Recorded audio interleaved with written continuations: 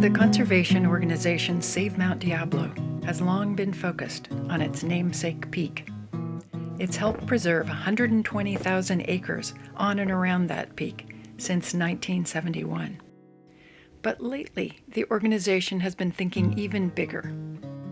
This is the story of how a fire, a drought, and record rainfall helped shape Save Mount Diablo's vision and perhaps start a new chapter in California conservation history.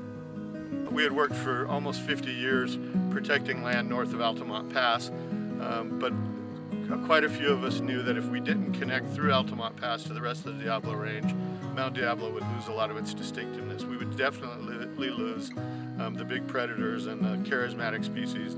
So expanding south was a focus. To spread the word about the importance of the Diablo Range, Save Mount Diablo sponsored a supplement to Bay Nature magazine, including one of the first maps of the region. About a year later, on August 16th, 2020, one of the biggest fires in California history hit the Diablo Range. Sparked by public interest in that fire, Save Mount Diablo launched a project called Diablo Range Revealed.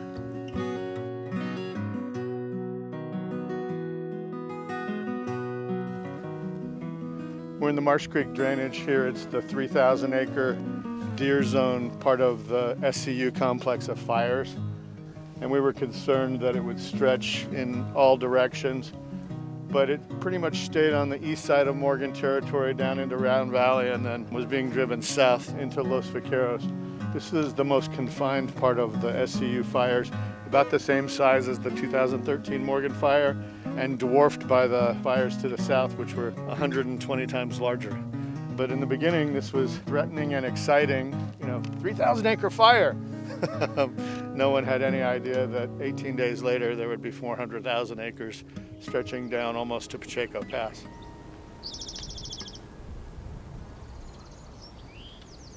Adams asked my husband and me to produce articles and videos for the Diablo Range Revealed project.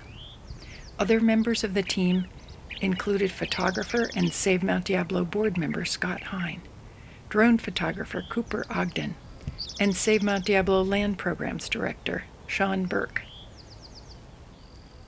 I heard rare birds, I heard eagles, I heard big mountains, I heard remote, and I heard water. So right away, it was like, I'm all in, 100%. And so we came out here that December after the fire and started hiking all around, learning what we could. And we were instantly super inspired by it and wanted to raise that awareness about what was here, the place itself, and the importance of keeping it wild.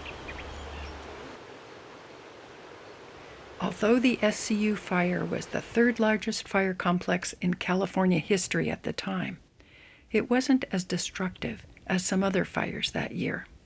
No one was killed in the fire, though 31 people died in fires elsewhere in the state. And though the SCU accounted for 9% of the total acreage burned, it had only 2% of the damaged or destroyed structures. Outcomes here were better because the Diablo Range, while biologically rich, is also arid, rocky, rugged, and sparsely inhabited. And park agencies, including the East Bay Regional Park District and the Santa Clara Valley Open Space Authority, have purchased land buffering the places where most people live. It's the kind of place where it's still possible to have a good fire with fewer losses and many gains. So we thought maybe we'd be able to tell a short, sweet comeback story. No such luck. The spring and summer after the blaze, there were signs of a slow recovery, but in some places, the scene was still shocking. The first time I saw that, I was almost traumatized. I was thinking, oh my God. But it was one of those hellscape days where we were driving around under a sky that was ashen and orange, smoke in the air from some other fire, but still. And I realized that nature heals itself. That's true, but it was just a strange experience because here I am, I'm trying to show this area to Seth, and it's like, I don't even recognize it myself now.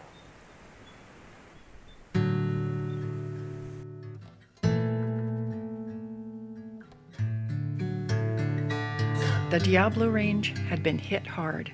It wasn't just the fire of 2020, but also continued drought. Then a deluge of rain and even snow hit in 2022 and 2023.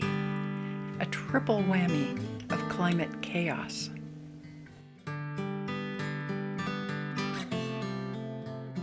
Today, we're in our third year. The first year after the fire was really, really dry. In some areas on Mount Hamilton, maybe there was only 10% regeneration.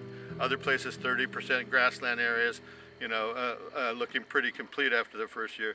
The second year, we had huge early rains, and then they basically stopped. And this year, we've had record-breaking rains. We've had 13 atmospheric rivers go through in the last 2 or 3 months, and we're having floods. The biggest surprise of all crept up on us gradually. Day after day, as extreme events made startling headlines, politicians and other decision makers became more inclined to listen to the pleas of conservationists. A disastrous dam project was stalled. More wildlands were protected. New parks were established. Restoration projects multiplied. Even California condors, once nearly extinct, became an increasingly good news story. And so our Diablo Range revealed reporting changed. Instead of just being about the aftermath of a fire, it became an exploration of places to the south of our favorite peak. Places worth protecting in an era of climate change. Places providing a refuge for plants, animals, and people. Places in which good things could happen, or were already underway. It became a story of fire, drought, rain, and hope.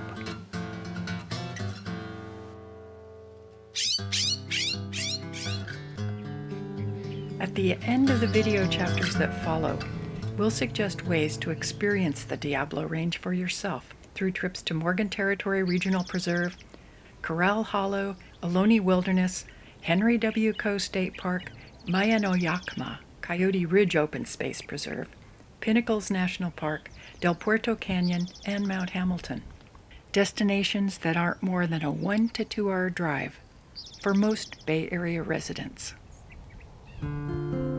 It's a big, wild, rugged, beautiful place that more people should know about. It's like Mount Diablo, but without the urban development around it. It's a place you could spend several lifetimes getting to know and photograph properly. And it's a ways from home, and the access is tough. But every time you go to the effort and come to a place like this, you discover new things and find photographic subjects that are wonderful. The scenery is going to be a little bit different. The trees are not going to be quite as tall. They're going to be more oak trees than other places. And they're going to be probably less water than other places, unless you're talking about the deserts. But I think what you're going to see and enjoy is a lot fewer people. And depending on where you're at, you're going to get, some places where you don't even hear any sound other than natural sounds. You're going to get more of a sublime outdoor experience, I think.